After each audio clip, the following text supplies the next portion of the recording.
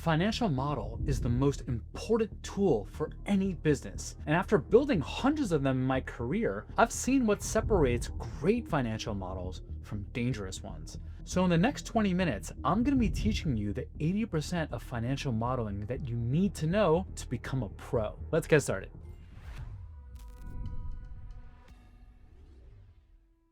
Now, there's a lot to cover on this topic, so this is how I'm structuring the video. I'm going to explain things at a very high level, but I have tons of videos on my channel covering things in depth. So in this video, I'm going to include a list of links in the description for more in-depth detailed videos on everything that we're covering. And I'm also going to be showing you live a bunch of things in Excel. And if you want to grab this financial model in Excel, or even better, connect it directly to your accounting software, you can by trying our tool, Model Wiz. Link is in the description as well. So let's start off with what exactly a financial model is. Well, I'm not going to really look this up in the dictionary, but to me, a financial model is any set of financial inputs that drive financial outputs. Now, most often that's going to be directly in Excel because a spreadsheet is probably the most important tool for a finance and accounting professional. It's easy to customize, everyone knows how to use it, and extremely powerful. And of course, there are different types of financial models. Probably the most common is what's known as a three-statement model, connecting the profit and loss, the balance sheet, and the statement of cash flows. There's also a discounted cash flow model, or DCF. That's oftentimes used with valuations where you're discounting the future cash flows of the company. There's also leverage buyout models, where you're analyzing what it would take in order to buy a business by taking on a certain amount of debt. And then there are also weekly cash flow models, where you're able to understand the details behind where the cash is going to go in the business on a weekly basis. Now, it's possible to combine these models into one form or another, but for this video, we're going to be going deep on three-statement modeling, because that's probably the most common tool that you would use in-house in a strategic finance function. So how exactly do you create a three-statement model? Well, for starters, you can check out this video over here. The idea is that you're connecting all three statements to each other so that a change in one place in your financial model may affect all three of those financial statements. And it's a pretty simple concept. All you need to do is link these financial statements. The profit and loss gets linked to the balance sheet. The statement of cash flows gets linked to both the profit and loss and the balance sheet. Let me show you really quickly how that works. All right, so this is a really basic version of a three-statement model. And the idea is that the profit and loss is connected to the balance sheet via a few key accounts. The most important is going to be retained earnings. So notice how it's just taking the prior balance plus the actual net income amount from the profit and loss. Now there are a few other connections, but this one is the most important. The statement of cash flows then starts with net income by pulling that from the profit and loss. The same thing for depreciation and amortization, and then is simply taking the net difference between all of the values on the balance sheet. Your balance sheet then links to the statement of cash flows, and you have your three-statement model. Now, that's a very basic version of a three-statement model. There's so much more to creating a proper financial model, starting with the structure of your model. And this is a mistake that I see finance and accounting professionals make all the time. They build a financial model thinking that they'll be the only one in their financial model. They have a bunch of assumptions in all sorts of different places, and they may not even realize that they have errors lying in plain sight. And speaking of really messy spreadsheets, real quick, I want to put something on your radar that solves exactly this. Now, you should not need to file an IT ticket and wait just to move data from one system into a clean report, but that is most people's reality. A former BI architect got so sick of that and of messy spreadsheets that he built his own tool for it called EasyMorph. It is completely visual. You drag steps onto a canvas to clean, join, and transform your data, and it runs that same job for you every time, no code required. There are more than 180 of those steps, enough to cover just about any data prep scenario you can think of. They gave me access to try it, so I loaded a file with 18 million rows, and it came back in a few seconds. It is a Windows app. Big companies like Samsung and Rio Tinto use it, but it works just as well for a one-person finance team, and one finance firm said it freed their analysts to spend 4 times more of their day on actual analysis. And it runs right on your machine, so your data never gets shipped off to someone else's cloud. Honestly, it is the kind of tool I wish I had back when I was rebuilding the same report by hand every month. And EasyMorph gave me something for you, a free 90-day license to the full version, which normally runs for $300. It is free at the link below. So if any of this sounds like your week, go grab it.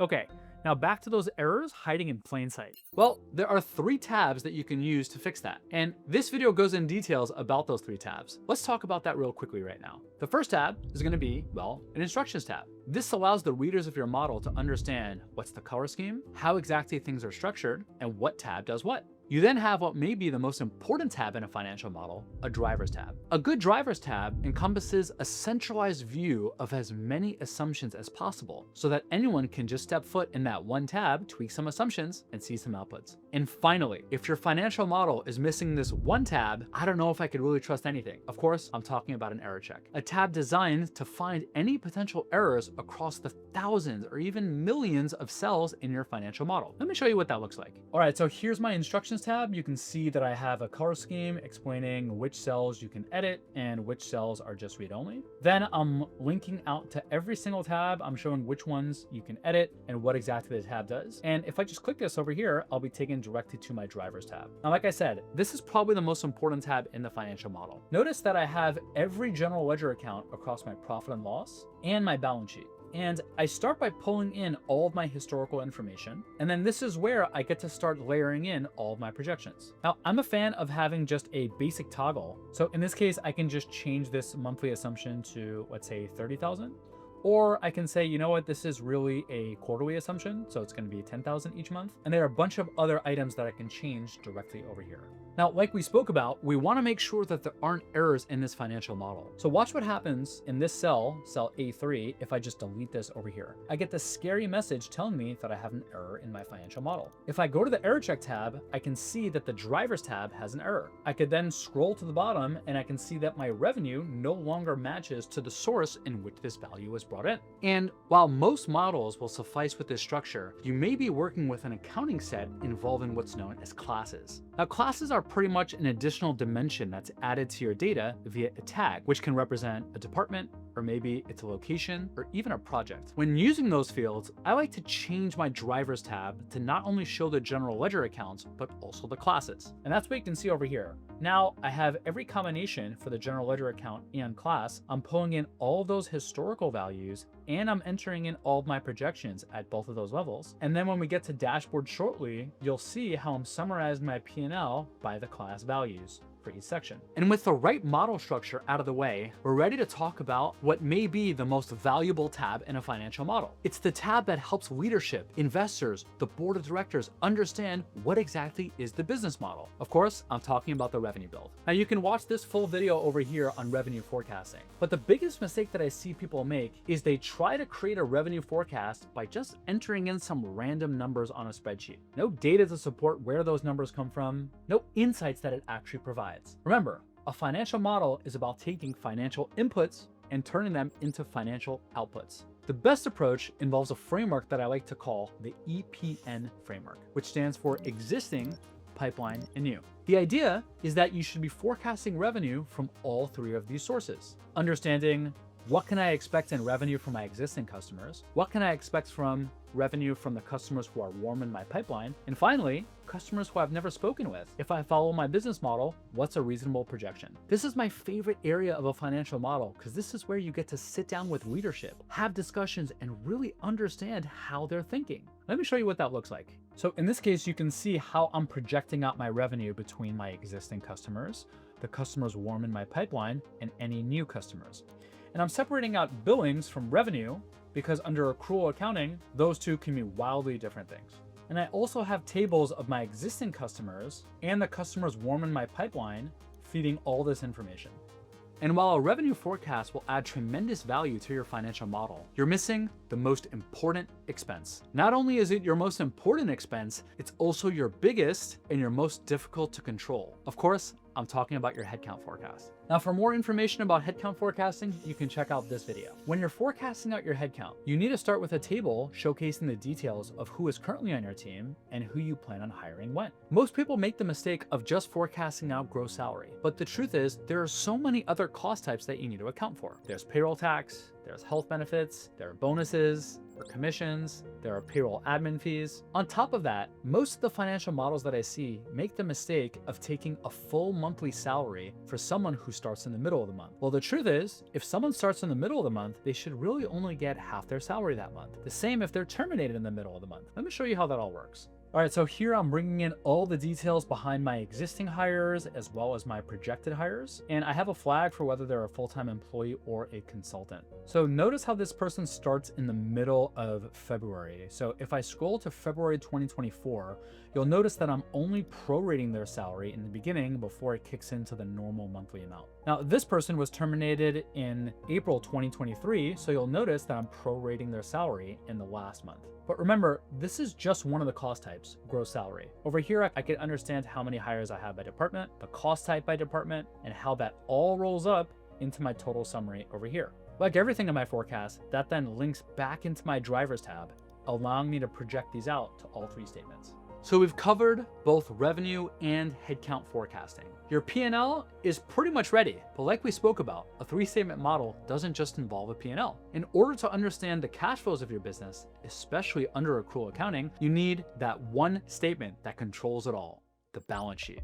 Now, balance sheet forecasting can be pretty tricky because instead of dealing with incremental values like the profit and loss, you're dealing with cumulative values. And the most common accounts that you'll want to forecast on your balance sheet involve accounts payable, accounts receivable, deferred revenue, inventory, fixed and intangible assets, and debt and equity. The good news is they all follow the same framework. Understand this framework, and it doesn't matter what account you're dealing with, you can forecast it all the same way. Now, this video over here will break down in detail how this all works, but it's called the base framework. Beginning plus additions minus subtractions equals your ending. So for accounts receivable, you'll take your beginning balance equal to the prior period's ending balance. Add in any amounts that you invoice, subtract out any amounts that you collect, and now you have your forecasted accounts receivable amount. Let me show you what that looks like. So here I have two lines, one for my existing accounts receivable with my last month of actuals, and then the other for any new sales that I want to layer in. And I'm showcasing how much I'm projecting to collect in each month of projections based off of each. So in this case, I'm assuming that my existing accounts receivable will be collected 100% 2 months after. So you can notice that this amount over here is collected 60 days later. If I look at the new sales, in this case, it's showcasing 90% and then 10%, which gets amortized like here and here.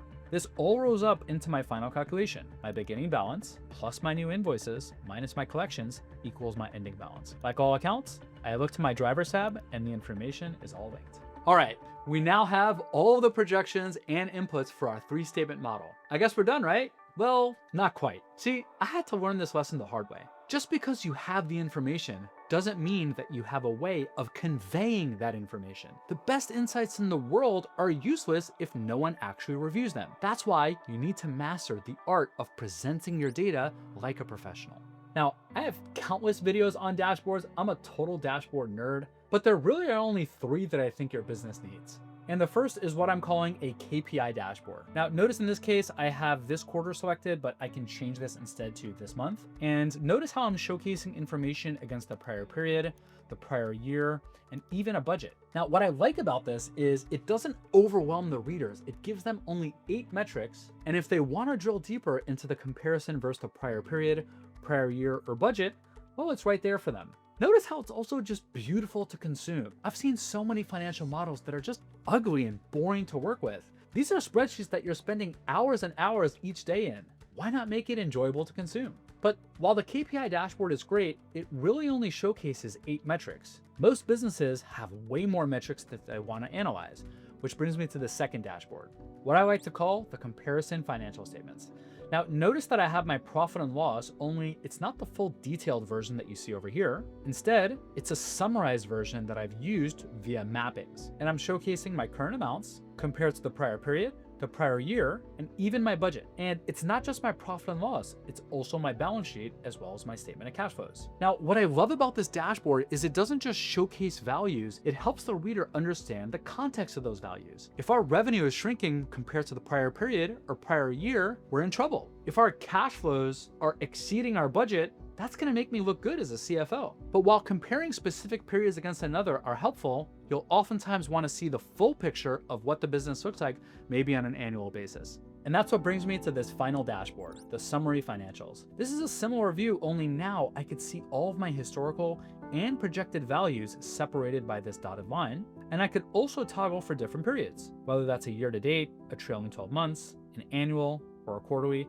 again, across all 3 of my financial statements. Now, these are just 3 dashboards that you can go over. There are so many more that you can utilize in a business, but I'll link them in the description. And now that we've created our 3-statement model, we've entered in all of our projections, and we've created some beautiful dashboards to present our data, we're done, right? Not quite. See, creating a financial model is really just a portion of your entire role with financial modeling. The most important part is not the creation, it's the management and analysis month over month. That means that each month you need to roll forward your financial model with a new set of data. You'll then want to compare where were you on and where were you off. Now, probably the trickiest part about rolling forward a financial model involves those pesky new accounts that you have to detect and then add in all the different areas of your financial model. And that's pretty much the entire reason why I created our financial modeling tool, Model Wiz, which will automate all of that for you. But once you have your information rolled forward in your financial model, you then need to understand which assumptions were I on and which assumptions were I off. And that brings me to probably my favorite report, the budget versus actuals. So this dashboard is helping me understand what I thought was going to happen, what actually happened, the dollar variance, the percentage variance, and some really nice donut charts to help me understand materiality. Now, there's so much that I could say about the budget versus actuals that requires a whole separate video in and of itself, which is why I suggest you check that out right over here. I hope you enjoyed this video because I certainly enjoyed producing it. I'm Josh, your CFO guy, and I'll catch you at the next one.